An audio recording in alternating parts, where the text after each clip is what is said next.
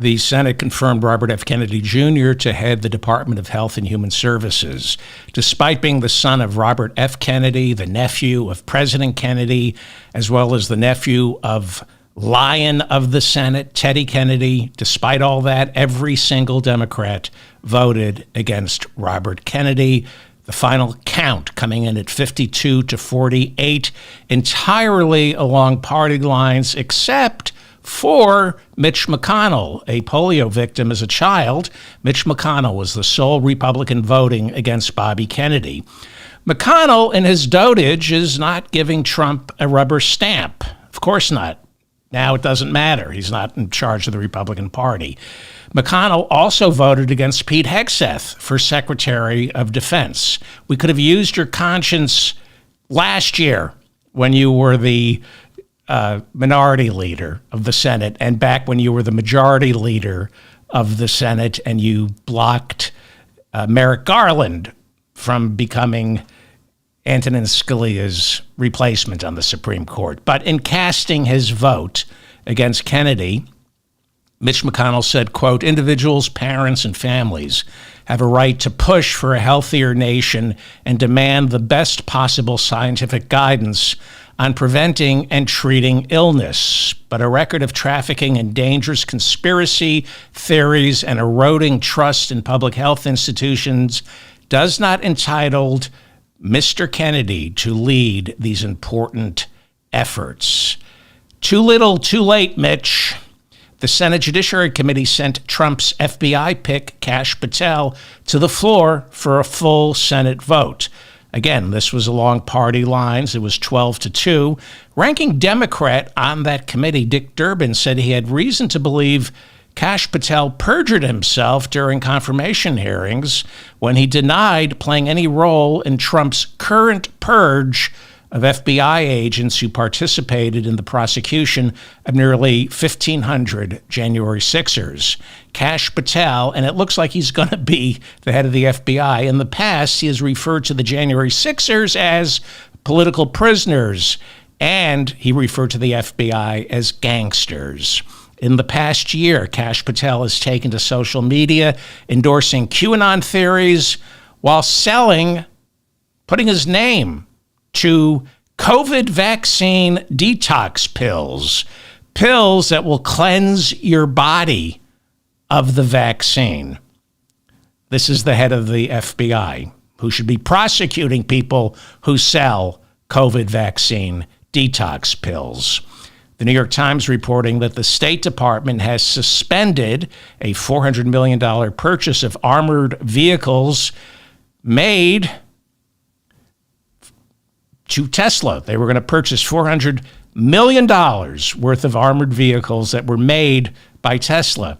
They made that decision after a story popped up earlier in the week suggesting that Trump's State Department was trying to hide the fact that the armored vehicles were made by Tesla. That's a company run by Elon Musk, who has been charged by Donald Trump with looking for government fraud and kickbacks. During their joint Oval Office press conference earlier in the week, Elon Musk promised he had no conflicts of interest and promised full transparency. When asked if he will make his financial disclosures public, Musk said no. What is more transparent than that?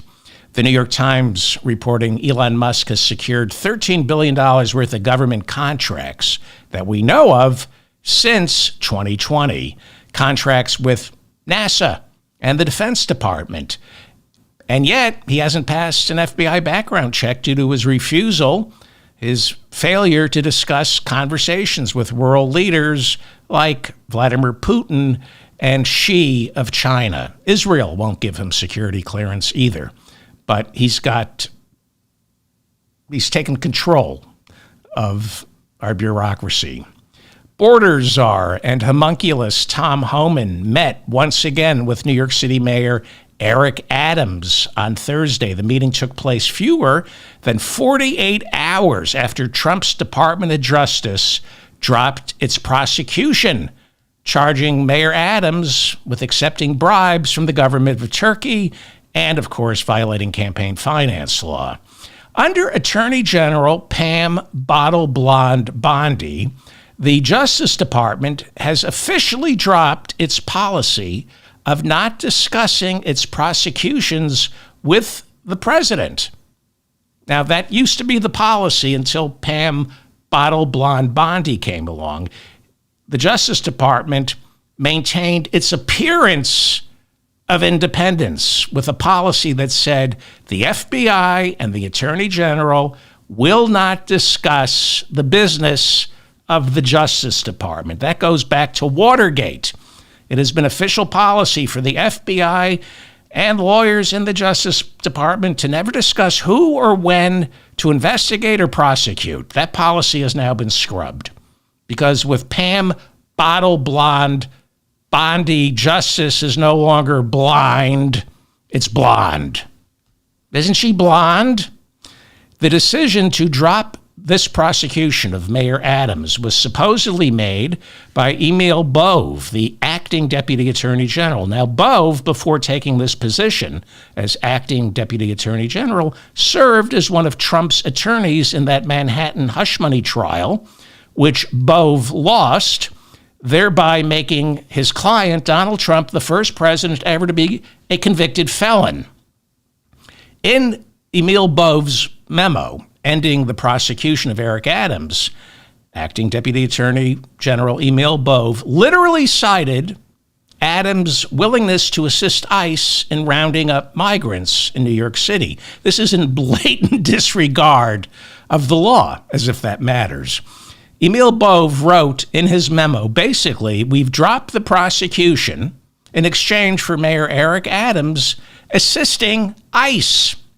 The problem, of course, is New York City is a sanctuary. By law, New York City police, teachers, and any other government official cannot assist ICE in persecuting migrants and rounding them up. ICE is not allowed on New York City government property.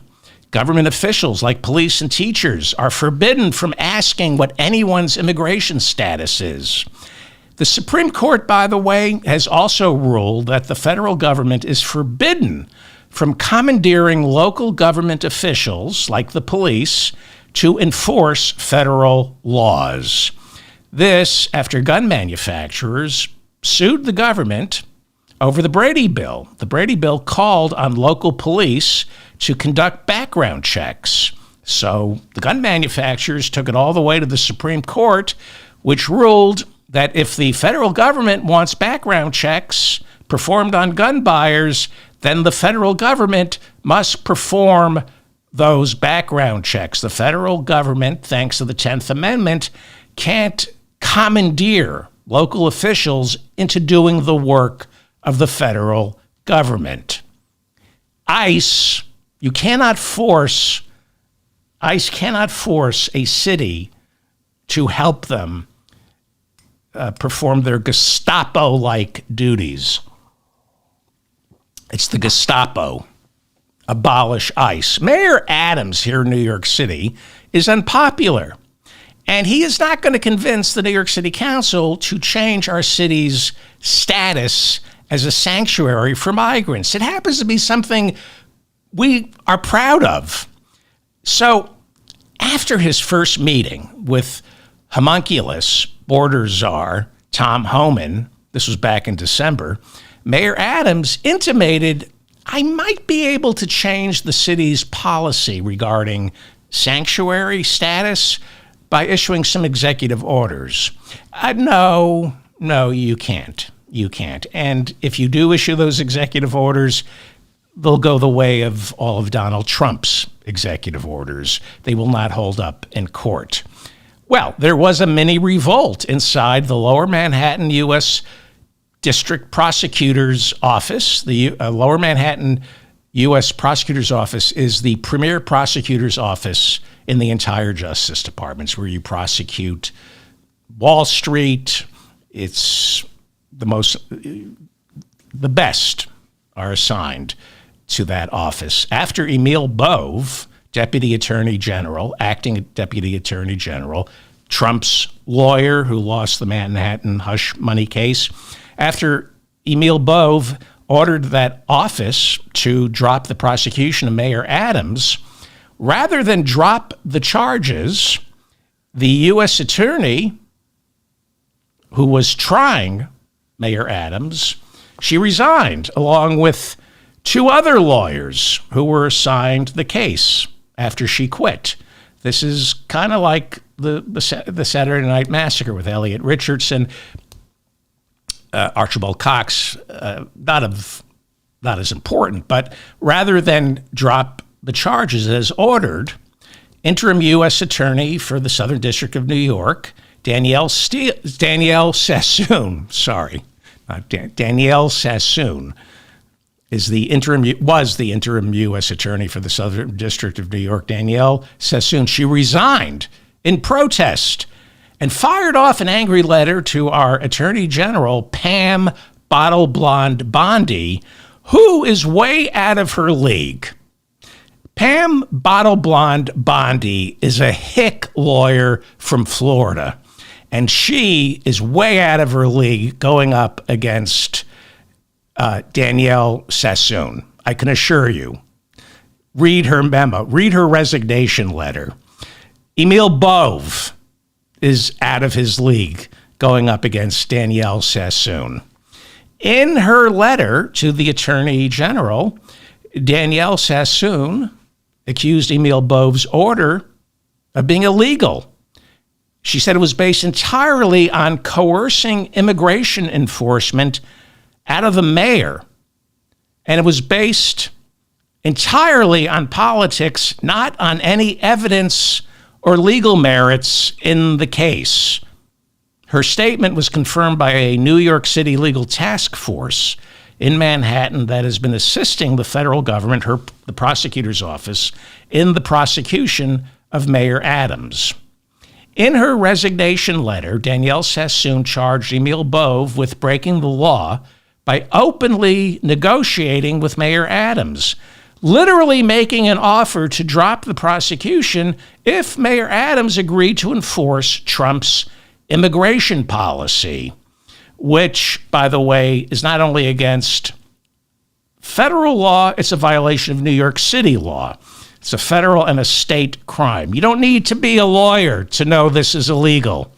Danielle Sassoon accused Pam Bondi of hypocrisy by claiming she's putting an end to the political weaponization of the Justice Department, while at the same time literally using the Justice Department as a weapon to get Eric Adams to get on board's Trump's immigration policy, which is politics.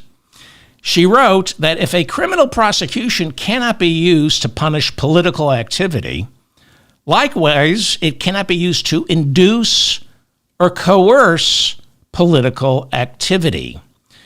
Danielle Sassoon suggested Pam Bondi learn the law. Well, she, in her tone, if you read the memo, you just know that Danielle Sassoon is much smarter than Pam Bondi and Emil Bove, and Danielle Sassoon should be the Attorney General. Danielle Sassoon pointed out that threatening someone with prison if they don't agree to the policies of the president constitutes prosecutorial misconduct. Of course it does. She repeated that the only reason for dismissing Mayor Adams' indictment was to influence the political outcome regarding Trump's immigration policy.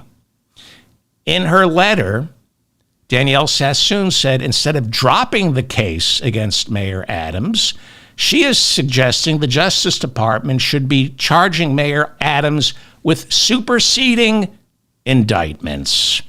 Danielle Sassoon said she recommends charging Mayor Adams with destroying evidence, obstruction of justice, and ordering people working under him to lie and destroy evidence. You know, the way Trump did with the classified documents. That case is dead, by the way. After she resigned, Emil Bove transferred the Mayor Adams case to the Department of Justice's Department of Public Integrity, ordering them to file all the necessary papers to officially end the prosecution of Mayor Adams. But the Justice Department's Public Integrity Section, headed by Kevin O'Driscoll and John Keller, those two quit in protest. It's a mini revolt. Emil Bove, acting Deputy Attorney General, then placed all the attorneys involved in the Eric Adams prosecution on administrative leave and launched an investigation into their conduct as well as Daniel Sassoon's, who just resigned. This means they will all be going before a judge, and that isn't going to end well for acting Deputy Attorney General Emil Bove. He doesn't do well in front of judges or juries. That's why his client, Donald Trump, is a convicted felon. But Trump only surrounds himself with the best. Daniel Sassoon, the prosecutor who resigned, is a conservative Republican. I don't know if she votes Republican, but she's a conservative. She is anything but part of the non-existent, deep, dark leftist state. She clerked for Justice Antonin Scalia on the Supreme Court. You can't get any more right-wing than that. And she is a member of the Federalist Society. That's the conservative legal group that has given us all three of Donald Trump's Supreme Court picks. On tomorrow's show, I'm going to go over these temporary restraining orders and the battle in the courts. There's a lot going on in the courts, and this is where the battle is being fought right now.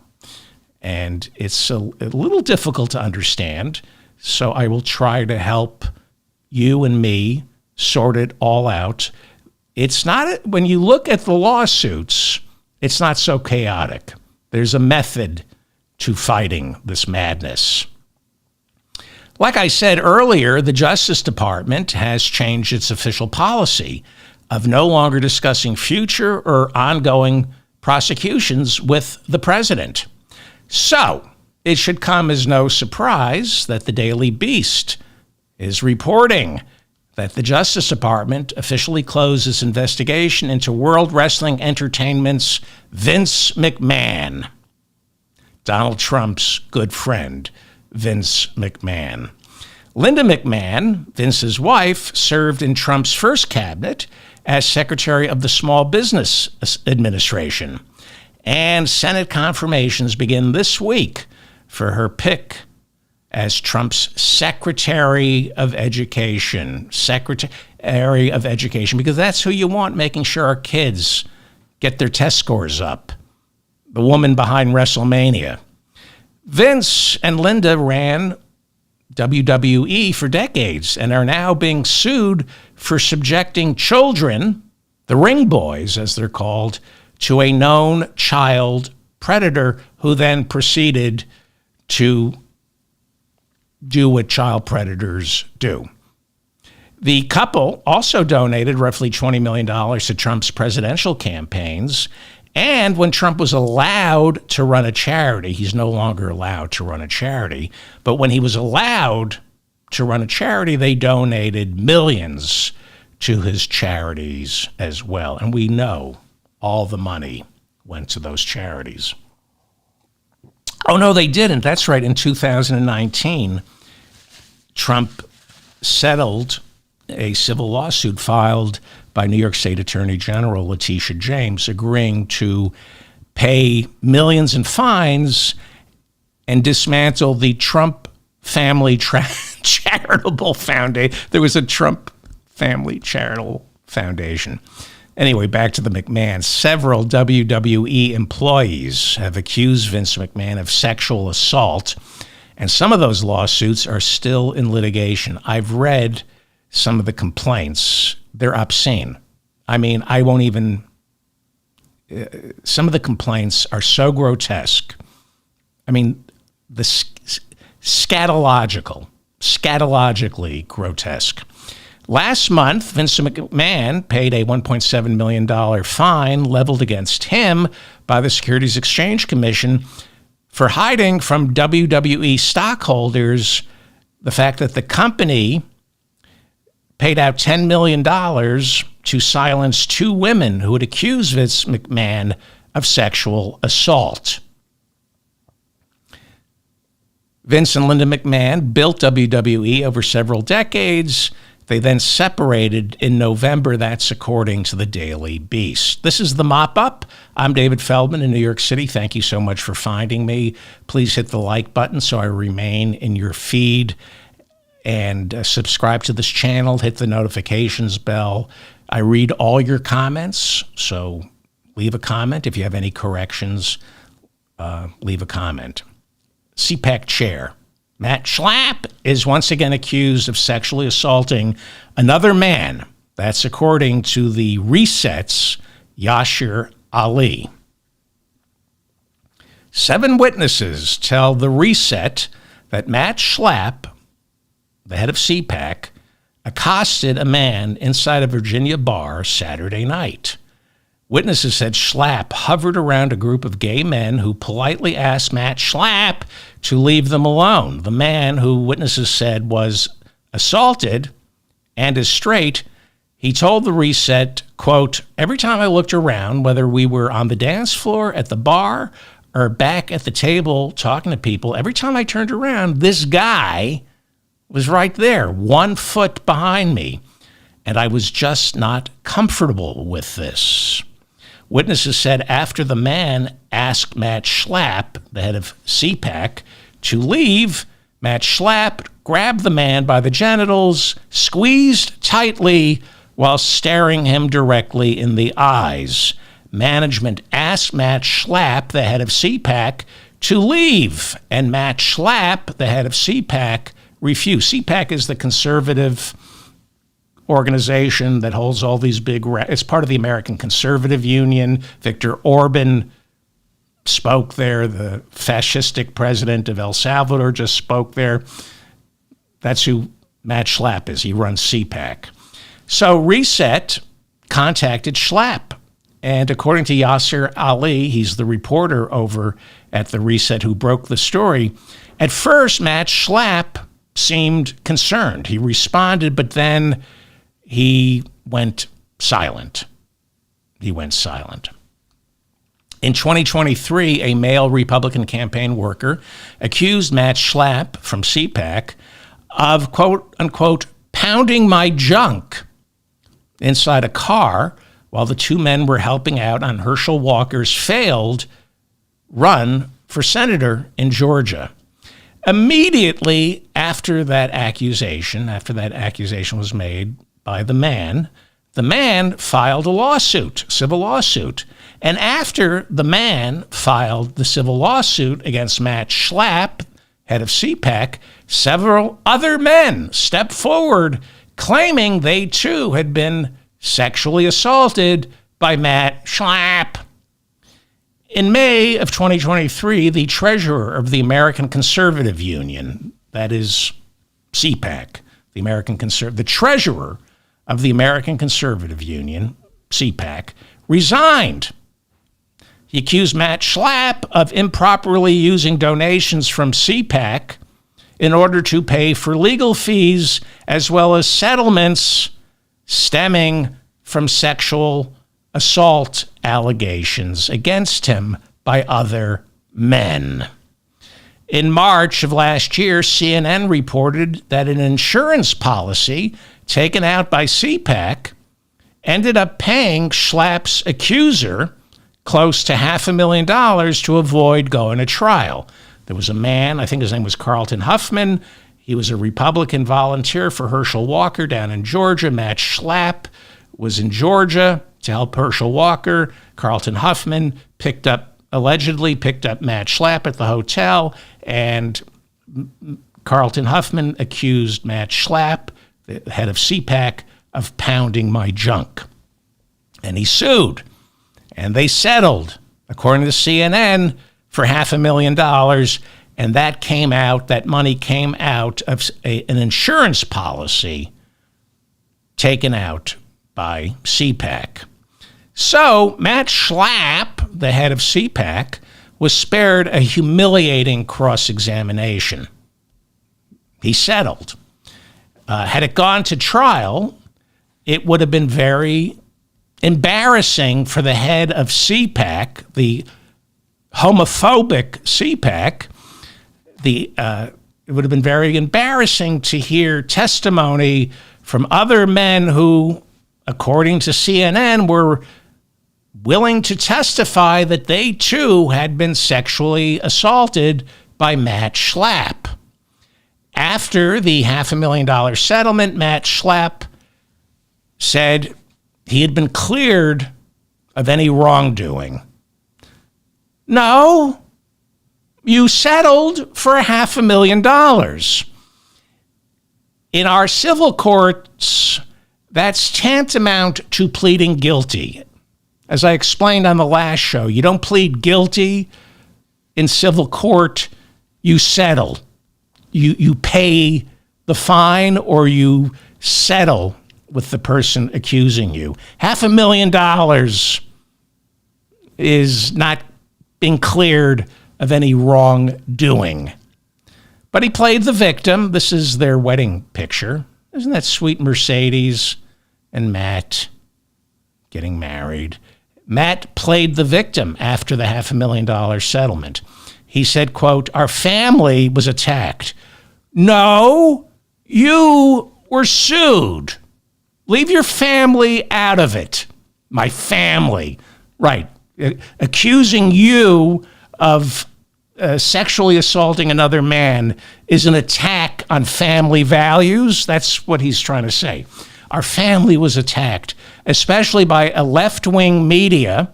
No, by Carlton Huffman, who was a Republican working for Herschel Walker, a Republican who was running for Senate in 2022 down in Georgia. That wasn't the left-wing media. That was a fellow Republican who said he didn't want you pounding his junk. He goes, the left wing is focused on the destruction of conservatives regardless of the truth and the facts. Yeah. I don't think anybody in denial, the way Matt Schlapp is, should be talking about truth and facts. In August of 2023, the Daily Beast reported that after CPAC workers resigned to protest their incredibly low pay and horrible working conditions, Mercedes Schlapp, Matt's wife, who is also on CPAC's payroll, she brought in an exorcist to banish the demon spirits from the CPAC offices. There was a little revolt in the CPAC offices. The workers there didn't like the conditions and they wanted more money. And Mercedes Schlapp decided, demons. We have demons. And she literally hired an exorcist to come in and clean out the demons. As I always say, Google it. The Daily Beast reported this. Rolling Stone magazine reported this. The Intelligencer reported this. I wish I were a liar. I do. It would be, I wish I'd be a I wish I were a sociopath. I would be so much saner than having to deal with the truth. Well, in September of 2017, Mercedes Schlapp was hired by the Trump administration. This is a headline from Metro Weekly. Anti-LGBTQ activist Mercedes Schlapp joins White House press office. Conservative activist takes the view that advances in LGBTQ rights infringe on religious Americans' liberties. She's against LGBTQ advances, like the one that happened in that Virginia bar Saturday night. This is from Metro Weekly back in 2017.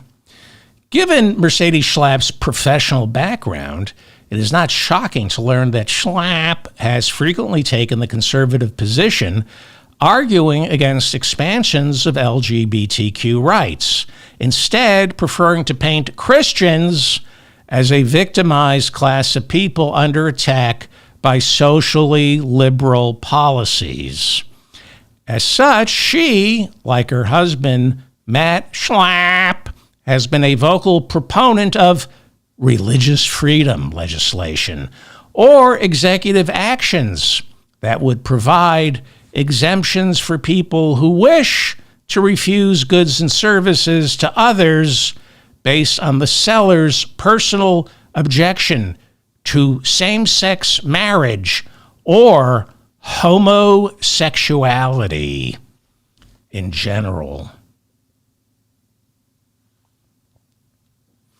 You're listening to The Mop-Up. I'm David Feldman in New York City. Please share this episode, especially that part of the episode, with your friends. That's the Schlapps. They run CPAC. If you don't know what CPAC is, it's the number one conservative organization. Turning Points is giving them a run for the Koch brothers' money, but CPAC is where all the conservatives hang out. And they held their last CPAC event last year at a country club called, I'm not making this up, Gaylord. The Gaylord Country Club. Not making that up. Please subscribe to my newsletter. You can find me on Blue Sky. The handle is The Mop-Up. And leave a comment. I read all your comments. Well, a lot of you are about to get angry with me. A lot of liberals are about to get angry with me because I'm going to tell you the truth. I'm going to tell you the truth, and you're not going to like it.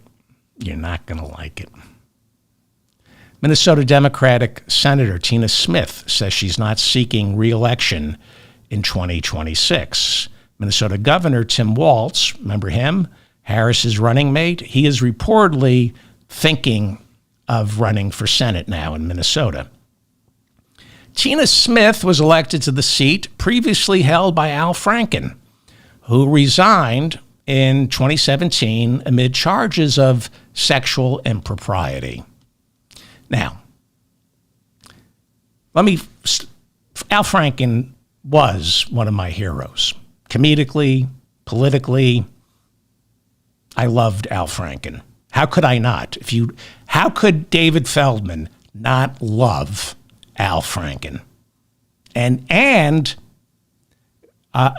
when I've met him, I've said to him, because of you, I was a great father, because Al Franken said he doesn't believe in quality time with his children. He believes in quantity time. And that changed how I raise my kids. That, I can't get on all fours and do the puzzle I'm just going to be there. I'm just going to be there. I'll be reading. I'll be there. Quantity over quality time. And I've met him a couple of times, and I've said to him, thanks to that advice, I was able to be as present as I'm capable of with my idiot kids. So thank you for that. But we have to talk about Al Franken, because now a lot of people want Al Franken to run for his old seat. Okay? His defenders call him a victim of Democrats overcorrecting in 2017 when the Me Too movement was in its infancy. Well, first of all, the Me Too wasn't in its infancy. It had been around for at least a decade, but it was founded by a black woman.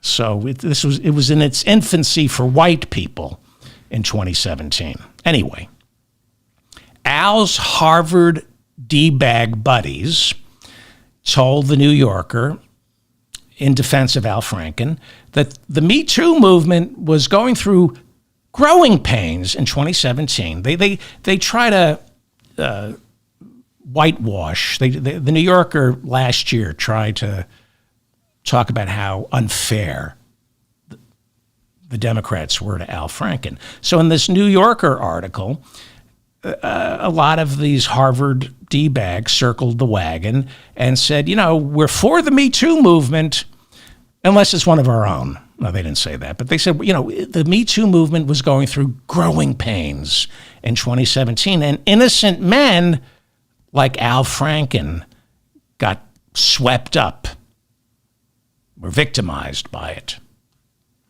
They claim his accuser, Leanne Tweeden, is a Republican wanting to bring him down. Well, that happens to be true. She's a conservative radio talk show host. A photograph surfaced back in 2017 of then comedian Al Franken groping or pretending to grope Leanne Tweeden as the two of them were on a USO tour. Well, I always say, this is the picture. Let me go wide here. And, is he really touching? It's a joke. Yeah, either way, it's not right, but it's not a felony. It's not, if it's just that one picture, I'm sorry, I'll never do it again. You don't destroy a man's career over that. But I always say, if other people come forward, then you got a problem. And the Harvard D-bags who circle the wagons for Al Franken conveniently forget other stories, like from The Atlantic, my friend, Tina Dupuis. From The Atlantic, I believe Franken's accusers because he groped me too. The Democratic Party needs to stand with women who have been harassed and not defend the politicians who abuse them. Tina's been on this show. She didn't talk about Al, but she's a brilliant woman. I believe her. So read her piece in The Atlantic. It came out right around the time several accusations against Al Franken emerged that these Harvard D-bags conveniently forget. They only talk about Leanne Tweeden. They don't talk about headline from Vox. 8 women have now alleged sexual misconduct by Senator Al Franken. This came out before Al resigned. The Senate Ethics Committee has confirmed in a preliminary inquiry. This is what the New Yorker left out. And when you talked to the Harvard D-bags who protect Al, I never heard about this. What, they didn't teach you to read at Harvard? From Vox. Let me help you out. This is from Vox back in 2017, right before Al Franken resigned. 4 other women have also come forward to say that Franken, so they're listing all the women, and then they say 4 other women have also come forward to say that Franken inappropriately touched them during photo ops. Another says that Franken forcibly kissed her and later groped her while she slept. And another claims that Franken tried to give her a quote-unquote wet open-mouthed kiss during a 2006 on-stage event. By the way, these are the women who are coming forward. As the accusations against Franken pile up, the Senate Ethics Committee has confirmed it's conducting an inquiry into his alleged misconduct. Franken is under increasing pressure to resign and plans to make a statement about his political future on Thursday. And he resigned. None of this was in the New Yorker article. Again, Al Franken's, and again, we're talking about my hero. And this isn't some Oedipal thing going on. This is, I find it really insulting to Democrats, voters in Minnesota, to victims of sexual abuse, and to men falsely accused of sexual assault. Most lynchings started with a false accusation of sexual assault. So I find it really offensive when some privileged prick like Al Franken plays the victim card here. His defenders paint him as a victim of the Democratic Party trying to find their footing during the Me Too movement's first blush back in 2017. Franken, to this day, still spins, claiming he was told by Democratic Senator Chuck Schumer that you had to quit. Chuck Schumer said, you got to quit, Al. And Al Franken says, and it's in the New Yorker, and people repeat this, they say, I was denied due process. Harvard-educated Al Franken says, I was denied due process. Again, I like Al, comedy and political hero, but he's not telling the truth. Nobody denied you due process, Al Franken. Now, that's something you should tell your wife and your daughters. That's something you go home and tell your wife and daughters. I was denied due process. I'm sure they want to believe you, and for your sake, I hope they do believe you so you can get on with your life. I don't know, maybe apologizing publicly and acknowledging that you lied about due process might also help, but nobody denied you due process, Al. Here's a fact, okay?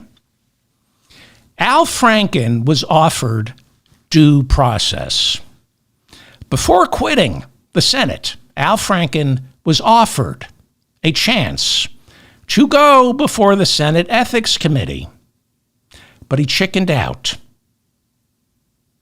Being offered due process, an opportunity to go before the Senate Ethics Committee, and then chickening out because you know more women are about to step forward, that is not being denied due process. You denied yourself due process.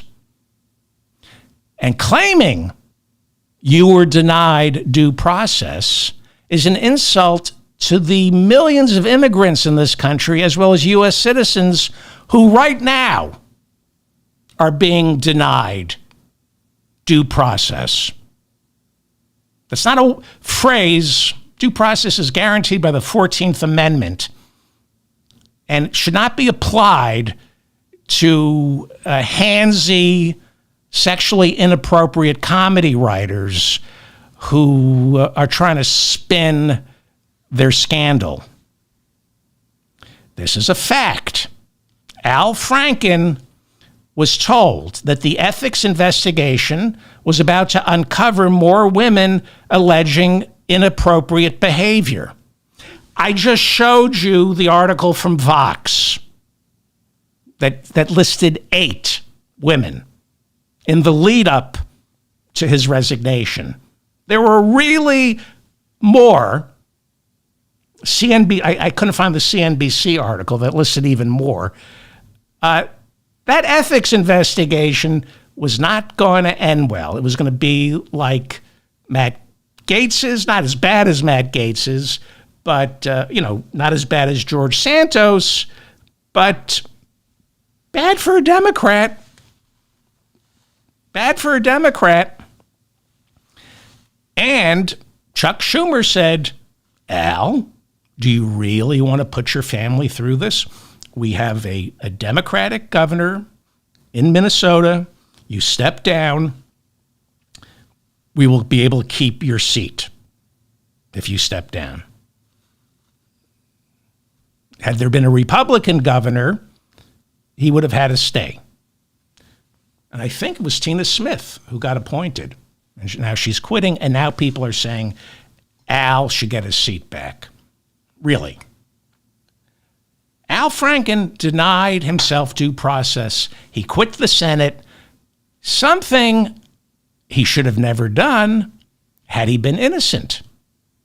You fight for your name, Al Franken. If you're being falsely accused, you fight for your name. Assuming you're innocent, I mean, your wife, daughters, your friends, you fight for your name. Assuming you're innocent. And now there's talk of Al Franken running for his old Senate seat because Tina Smith is quitting. Well, assuming Al Franken was right. Let's assume he's innocent and that the 10 or more women are lying. It's a conspiracy against Al Franken. Let's assume he's innocent and they're all lying.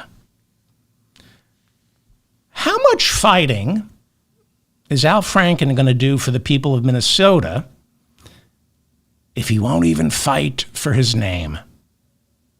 Assuming he's innocent, which I don't think he is. I know a lot of people don't like to hear this. I know there are a lot of Democrats who are really angry with me over this. Go F yourself. You can't find somebody other than Al Franken to run for Senate in Minnesota? It's only Al Franken? Like it's only Pete Hegseth who can be Secretary of Defense? It's only Brett Kavanaugh who can serve on the Supreme Court? There are a lot of qualified people who could be the next senator from Minnesota, like Tim Walz. The only people who are defending Al Franken don't follow politics closely enough to know how deep the bench is in Minnesota. And if you're going to be a celebrity and run for office, don't grope women.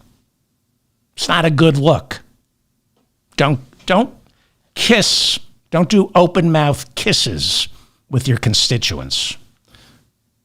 I know. People are pissed because only Republicans can harass women. Bill Clinton, Jack Kennedy, they can't harass women. U.S. District Court Judge George A. O'Toole lifted his restraining order, ruling plaintiffs lacked standing. A judge lifted his temporary restraining order on Trump's offer to buy out the federal workforce's contract. U.S. District Court Judge George A. O'Toole lifted his restraining order, ruling yesterday that plaintiffs in the case lacked standing. That means he wasn't ruling on the merits of the case, just on whether the people who brought the case had the right to sue. The courts have yet to decide on the legality of Trump's offer to all federal employees that if you quit now, I will pay you through October 1st and you don't have to show up to work. Trump took the win, and he's spinning it as a win because 75,000 federal employees have taken the buyout, and the deadline for accepting it has now passed. They're not going to see the money. It's not legal. 75,000 workers were tricked into quitting, and they're not going to get their money, or it's going to take a while for them to get the money. On my next show, I'm going to go over all the temporary restraining orders that are making Donald Trump's executive orders weak, incredibly weak. Yesterday, 14 Democratic state attorneys general sued Elon Musk and President Trump, accusing the Department of Government Efficiency of violating the Appointments Clause of the Constitution.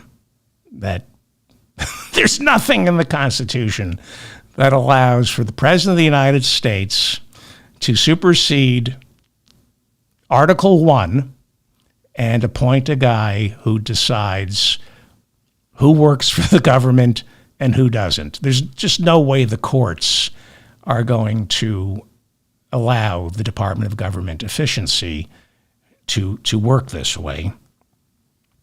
But we need to ask for the moon the same way Elon Musk is asking for the moon. We need to be demanding that Elon Musk be sent to prison. These are felonies. He's committing felonies. And asking politely, I'm glad the attorneys general are suing in the civil courts, but these are crimes. And going to getting restraining orders and challenging the constitutionality of these actions, that's fine, but you got to ask for the moon and keep insisting, well, if you can't lock up Donald Trump, you can lock up Elon Musk. We need to be calling for his arrest. They're never going to arrest him. But if they're going to ask for the moon, we should ask for Mars. We should be demanding Elon Musk's imprisonment. I'm David Feldman, reminding you to stay strong and protect the weak. Thank you so much for listening. Please hit the like button so I remain in your feed. Thank you to Mila and Bob in the chat room for keeping the chat civil. Leave a comment. I read all your comments. I don't want to hear about Al Franken. I don't want to hear. You're wrong. And it's not for discussion. It's a fact. Google it. This isn't Twitter. We deal with facts here. So don't leave any comments about Al Franken. I'm not interested in what you have to say about Al Franken. And if you leave a comment about Al Franken, I'll think less of you and probably ban you from the comments section. I don't have time for ignorami. Subscribe to my newsletter, hit the notifications bell. And yeah, I'm angry, and you should be angry too. Al Franken is not the enemy, by the way. He's not my enemy. But okay. Bye-bye.